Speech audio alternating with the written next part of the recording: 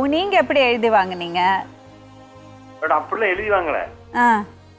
அதாவது மேடம் அந்த சொத்து எனக்கே தெரியாது. ஒரு வெயில்னு ஒரு நாகலாபுரம் வெயில் பேரு ஞாபகம் வச்சுக்கோங்க. ஆ?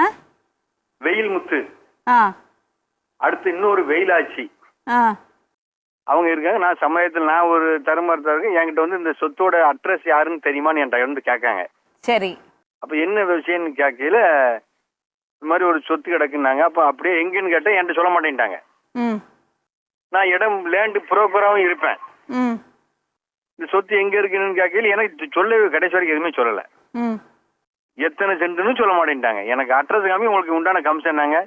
இல்லைன்னா உங்களுக்கு எங்களுக்கு கிடைக்கிற மாதிரி உங்களுக்கு ஒரு கொஞ்சம் சென்ட் இத்தனை சென்ட் தான்னு சொன்னாங்க. ம். இதுதான் விவரம். ம். எனக்கு கீழே கிடைச்சி கொடுத்தாங்க. லாஸ்ட்ல சொத்து கித்து போடையில லாஸ்ட்ல 10 மணி தெரியுது சொத்து இங்கனுக்குள்ள மெயின்ல கொஞ்சம் மெயின்ல கிடக்குன்னு. ம்.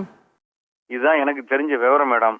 சரிங்க. இன்னொரு பாட்டி போடணுன்னாங்க. நான் அதை அது எதுக்கு நம்மளா போடணும்னு நினைச்சு இவங்க போடுதாங்க. போட்டுட்டு இவனுக்கு பாட்டிக்கு ரூபாய் கொடுத்துச்சு. அந்த அம்மா கொஞ்சம் ரூபாய் கொடுத்தாங்க. கொடுத்துட்டு எனக்கு இடத்த கொடுத்து எனக்கு வந்து சமுதாய கல்யாண மண்டபம் நல்லது. இன்னைக்கு ஒரு கிணறு, ஒரு போர், ஒரு லெட்டின்னு, ஒரு சமயக்கட்டு இவ்வளவும் ஏன் இடத்துக்குள்ள அமைஞ்சிட்டு